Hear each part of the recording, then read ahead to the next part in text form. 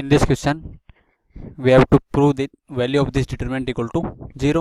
Sin alpha cos alpha plus delta, and sin beta cos beta plus delta, and sin gamma cos gamma plus delta. Okay, so determinant क्या है हमारे पास? This is sin alpha cos alpha, this is cos alpha cos delta minus sin alpha sin delta, sin beta cos delta minus sin beta sin delta. Okay, this is sin gamma cos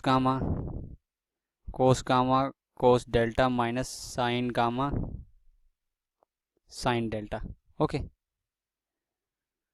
so firstly we will change C3 to C3 minus C2 into C2 को multiply करेंगे cos delta plus C1 into sin delta. Okay, so this will become, हमारे पास ये आ गई determinant, क्या आ गया, रो 1 ये आ गया sin alpha cos alpha sin beta cos beta sin gamma cos gamma. C3 के क्या आ जाएगा, C3 माइनस C2 इंटू हो जाएगा cos gamma plus C1 sin gamma. So this will become 0. Okay, क्यों, cos alpha cos gamma minus इसको यदि cos delta से multiply करेंगे तो ये minus of cos alpha cos gamma है, तो ये टर्म कैंसिल आउट हो जाएगी.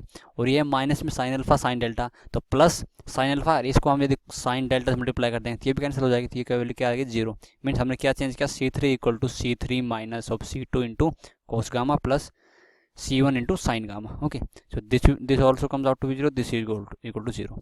तो C3 equal to 0, all elements of C3 comes out to be 0. So इसकी डिटरमिनेंट वैल्यू क्या आ जाएगी, 0. Okay, hence proved. So this is our RHS. Okay, so this is the answer for this question. इसकी determinant value 0 है क्योंकि इसके C3 all elements of C3 comes out to be 0. Okay, तो इसके C3 के सारे एलिमेंट 0 आ गए तो इसकी डिटरमिनेंट वैल्यू 0 होगी. ओके.